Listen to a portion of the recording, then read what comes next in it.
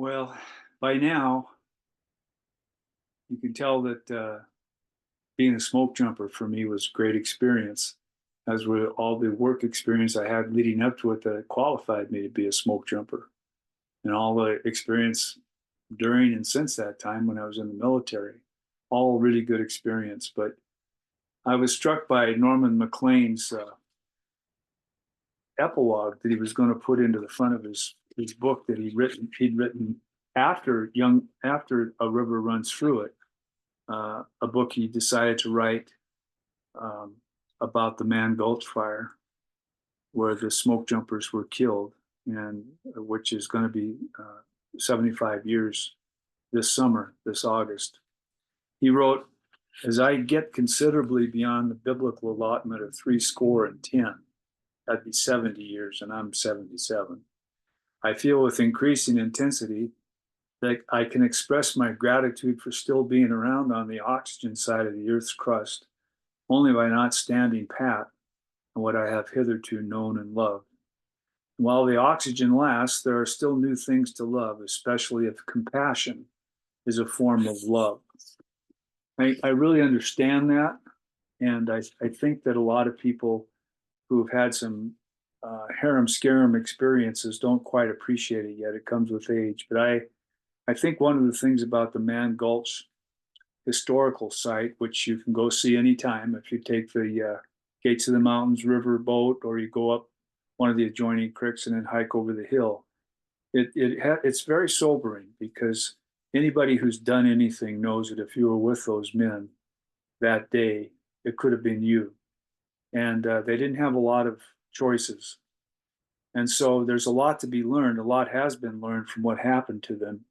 But I think it's worth reading the book that Norman Maclean put together in his 74th year about that incident.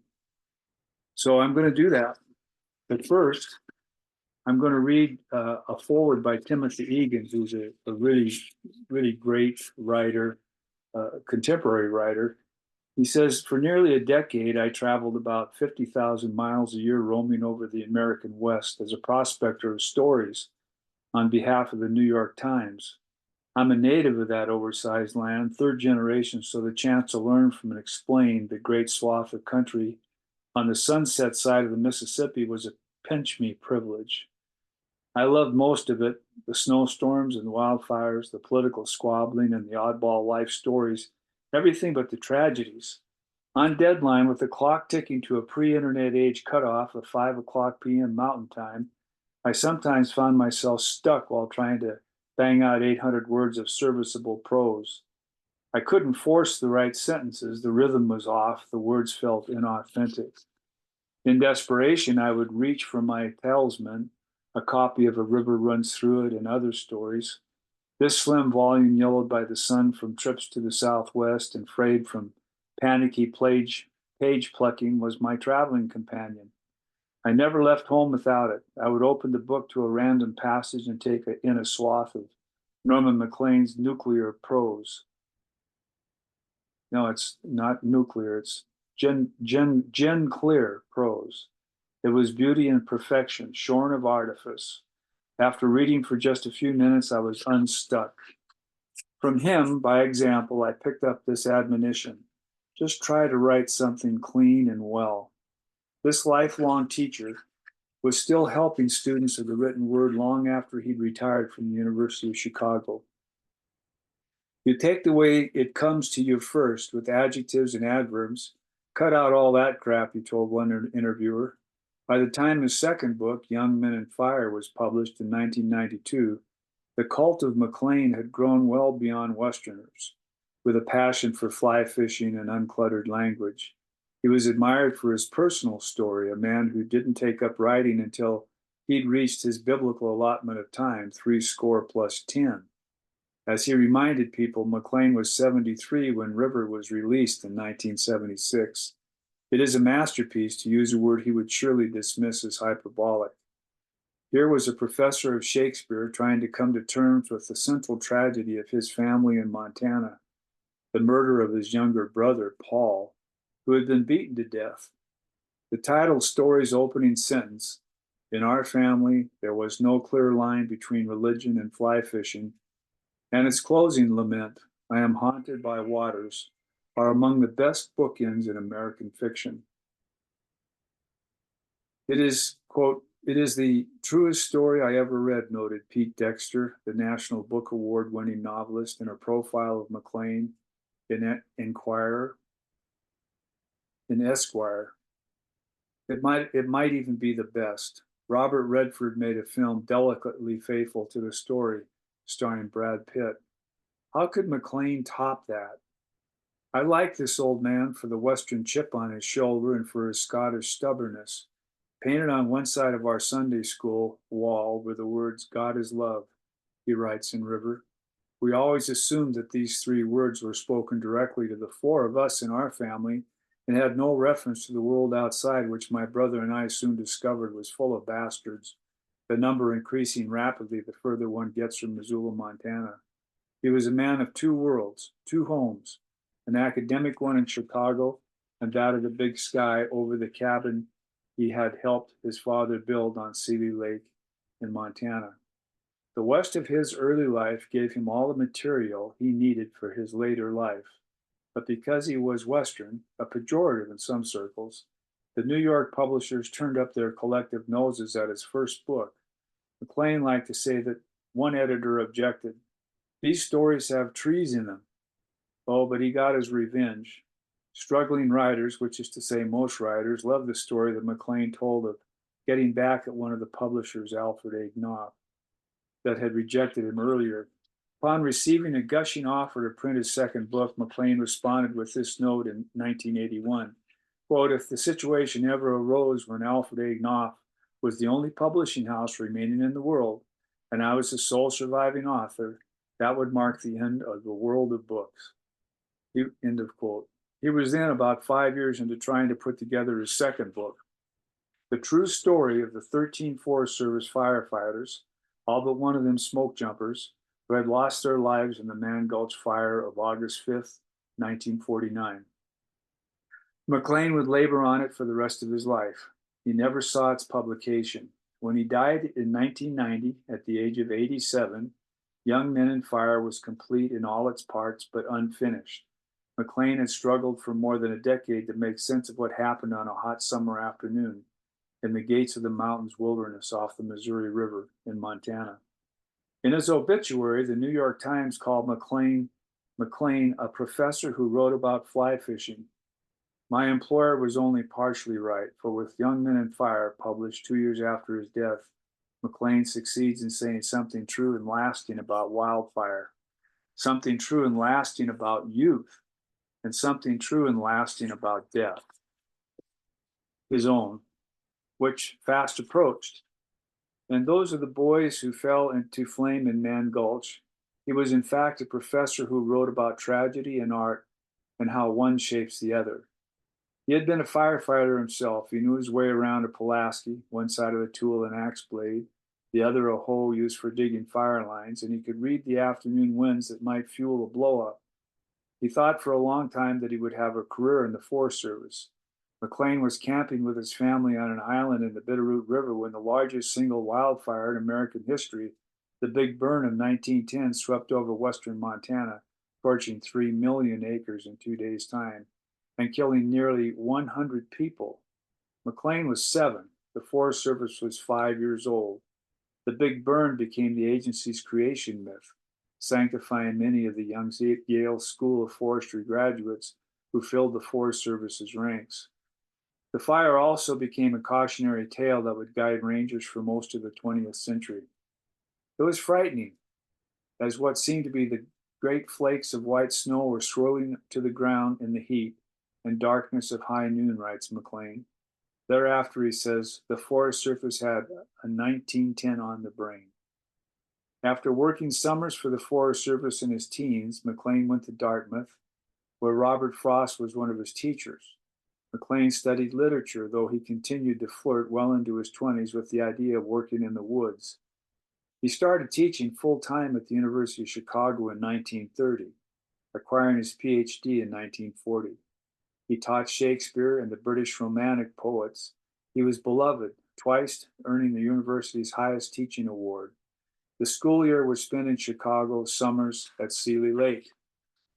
It was during one of those summers in 1949 that the Man Gulch fire broke out. The blaze was nothing special, even in a hot year. A couple of hundred acres burning in nearly an inaccessible brush on the eastern side of the Continental Divide, 27 miles north of Helena.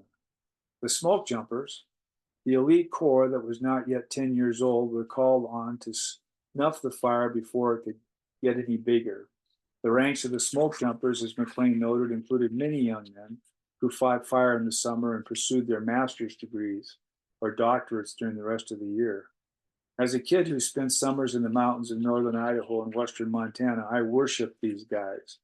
Tough, smart, brave boys who leaped from airplanes into a vertical slope full of smoke while carrying nearly 100 pounds of gear. They were a quick strike force, their mission to get at the kind of gnarly fire that mere earthbound mortals could not. But on August 5th, 1949, the men from Missoula proved all too mortal. Less than 2 hours after leaping from a C-47 that banked low in the white summer sky, all but 3 of the crew of 15 smoke jumpers were dead or fatally burned.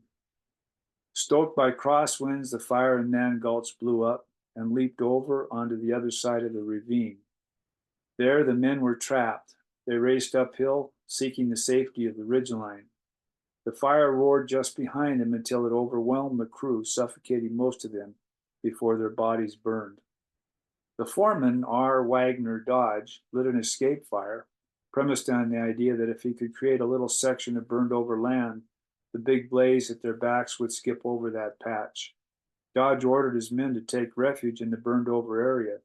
Either they didn't hear him or didn't listen. Dodge survived, as did 2 men who made it over the ridge. A few days after the blowup, which burned 4,500 acres, Maclean himself visited the site. In Black Ghost, a story found after his death, he recalls that his first trip to Man Gulch. The fire was in and remains to this day the worst tragedy in the history of the smoke jumpers. What stood out during Maclean's walk over the blackened hillside was a badly burned deer, hairless and purple, as Maclean writes. Where the skin had broken, the flesh was in patches. Maclean returned to the university. The Forest Service conducted a hasty review, concluding that the agency itself was not to blame for the deaths. Lawsuits were filed by family members of the dead, asserting the opposite, that Dodge's escape fire had contributed to and perhaps caused the deaths. Hollywood made a film of the burn, Red Skies of Montana, substituting another fire's happy ending for the tragic dissonance left over by this one. For the most part, that was that. But Maclean could never let it go.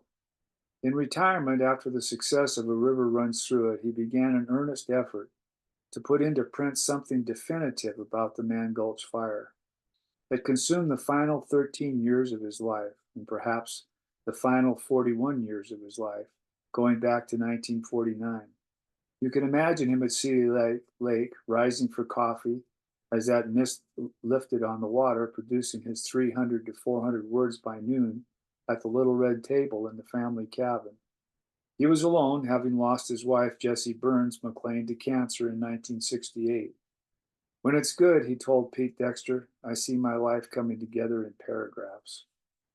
As a fire book, that is, a nonfiction account of the kind of blaze that haunts western forests, Maclean's recounting is a model of scrupulous narrative journalism. He never tries to overdramatize or hype the story. It's not told from any one person's point of view, though Maclean is clearly empathetic to Dodge. He lays it out as a tale of an ordinary day in the life of Western firefighting, turned extraordinary in all the wrong ways. A lightning strike, a combustible punch, boom, boom. Fire, a lookout calls it in. The smoke jumpers take to the air. At stake is not so much Man Gulch, but the stunning scenery of an area 1 canyon away, where the Lewis and Clark expedition had spent some time. It has value to tourists and lovers of the outdoors, and therefore must be saved from fire. The mission was to contain the blaze in the gulch.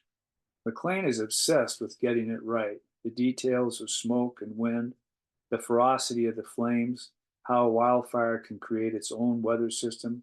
He's a man of the mind and intellectual in his bristling way, who also respects those who work with their hands. His attention to detail was one of the things he was most proud of with his first book, A River Runs Through It.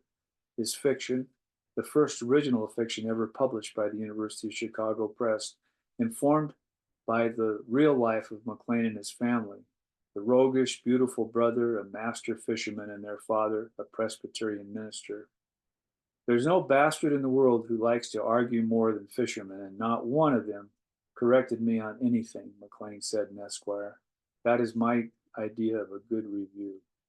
So he spends the first part of Young Men and Fire stating the case, following a timeline. The book is constructed as a triptych. The facts are simple and will lead Maclean to a resolution, but the facts turn out to be muddied, and the conclusion is slow to come.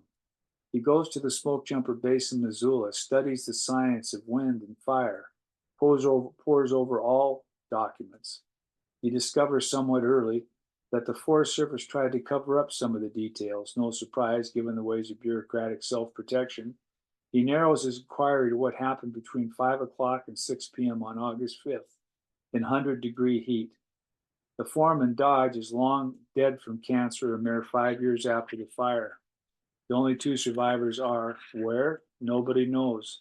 Maclean is told, but he tracks them down and talks them into joining him for a return to Man Gulch in 1978.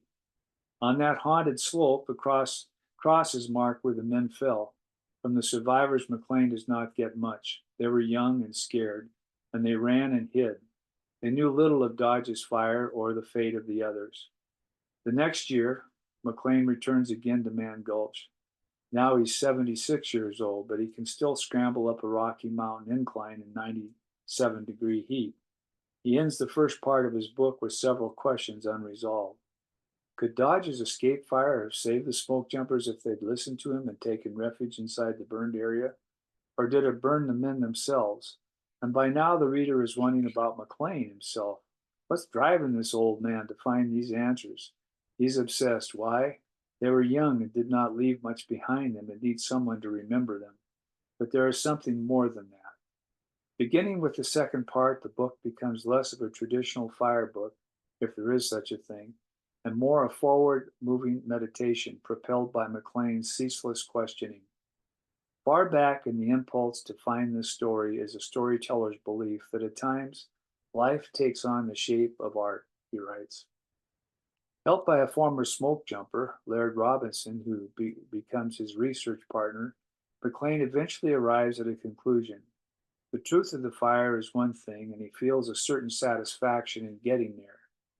If now the dead of this fire should awaken and I should be stopped beside a cross, I would no longer be nervous if asked the first and last questions of life. How did it happen? But the truth of mortality, why and when it strikes, is another question, one that eludes Maclean to the end and drives the literary power of Young Men and Fire. He's trying to shape or at least to see art and tragedy while acknowledging that tragedy is the most demanding of all literary forms. Maclean wants to give us some answers about the death of 12 men, about the loss of his wife, about his own end in much the same way that he was trying to make something of his brother Paul's killing. I've been trained all my life to start by trying to make sense out of dying, he writes in 1980 in a letter to a friend. I've come to a place in my story where it doesn't make sense anymore. And with a cold, I'm having a hard time thinking of what to write. Here we see his doubts, which deepen with every passing month. Later on that year, he tells another friend that he won't be able to live with himself unless he can finish the book. The story is not eluding him, but the larger meaning is, he confesses. It is clear to me now that the universe is in its truculence,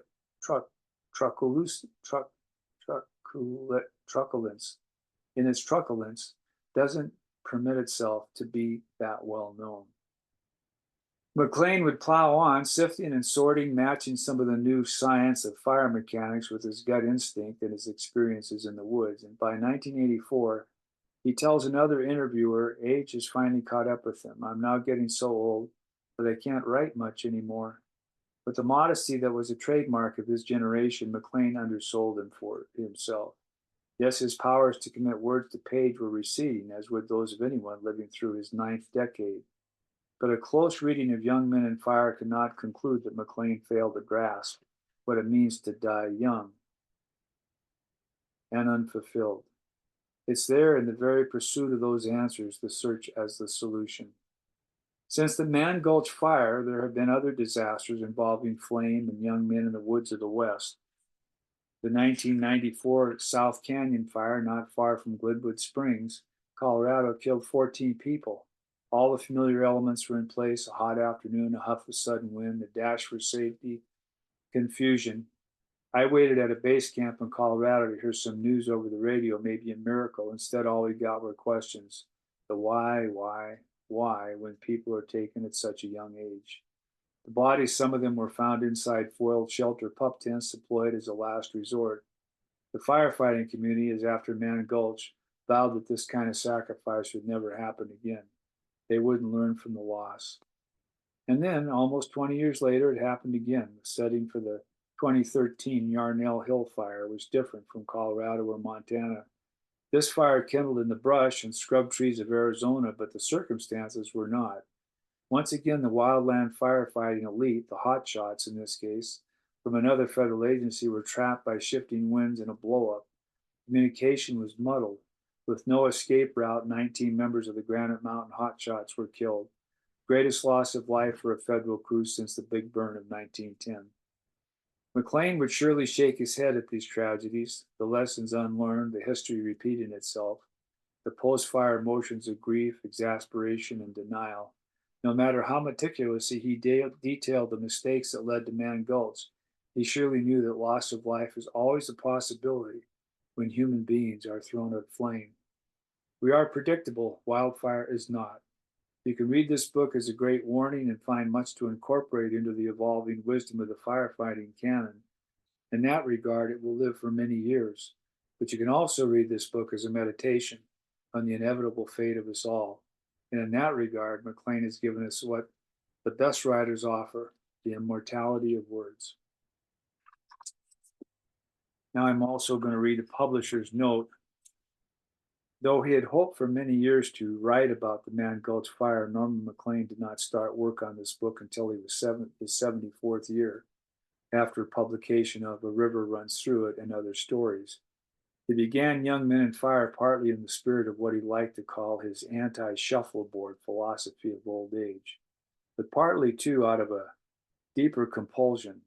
In Maclean's files after his death were found some notes toward a preface written in 1984. The problem of self-identity, Maclean wrote, is not just a problem for the young. It's a problem all the time. Perhaps the problem, it should haunt old age. Perhaps the problem, it should haunt old age. And when it no longer does, it should tell you that you are dead. Young Men and Fire was where, near the end, all the lives he had lived would merge. The lives of a woodsman, firefighter, scholar, teacher, and storyteller. When Maclean died in 1990 at the age of 87, Young Men and Fire was unfinished. The book had resisted completion because the facts of the catastrophe proved so protean and because Maclean's stamina began finally to wane. But more important, Young Men and Fire had become a story in search of itself as a story, following where Maclean's compassion led it. As long as the manuscript sustained itself and its author in this process of discovery, it had to remain in some sense unfinished. After Maclean's death, it was left for the press to prepare Young Men and Fire for publication. Our editing has not altered the structure of the book, and we have kept substantive interpolations to a minimum. We have done the kind of stylistic editing that we believe Maclean himself would have done if we had the time. And we have cut certain repetitions in the manuscript. Facts have been checked for consistency and accuracy and occasionally corrected, but they have not been updated beyond 1987, the year Maclean became too ill to work further on the manuscript. We have added the present chapter divisions, although the breaks within these chapters are Maclean's, as is the division of the book into 3 parts. Black Ghost, the story that opens this book, was found in Maclean's files after his death. His exact intentions for it unclear, reprinted here as a fitting prelude. Norman Maclean talked much of the loneliness of writing, but he also relished what he called its social side, and he planned to acknowledge the help he had received in writing the story. His greatest debts are recorded in the story itself to Laird Robinson, Bud Moore, Ed Heilman, Richard Balthernal, Frank Albini, and other men of the United States Forest Service. To women of the Forest Service, among them Susan Yance, Beverly Ayers, and Joyce Haley, and to the survivors of the Man Gulch fire, Walter Rumsey and Robert Sallee. Maclean would have thanked dozens more. In editing the manuscript, the press has benefited from the advice at various stages of Wayne Booth, Gene Maclean, Snyder, and John N. Maclean. Laird Robinson was Norman Maclean's partner in his quest for the missing parts of the Man Gulch story, and we thank him for helping the press in the same spirit. We are grateful too for the assistance of Joel Snyder, Dorothy Pesch, William Kitteridge, Wayne Williams, and Richard Rothermel. We especially thank Gene Maclean, Snyder, and John N. Maclean for entrusting Young Men in Fire to the University of Chicago Press and working with us to bring it to publication. And then finally, I'm going to read The Black Ghost. I think if it's not too long. No, I'm going to read that separately. Okay, stay tuned.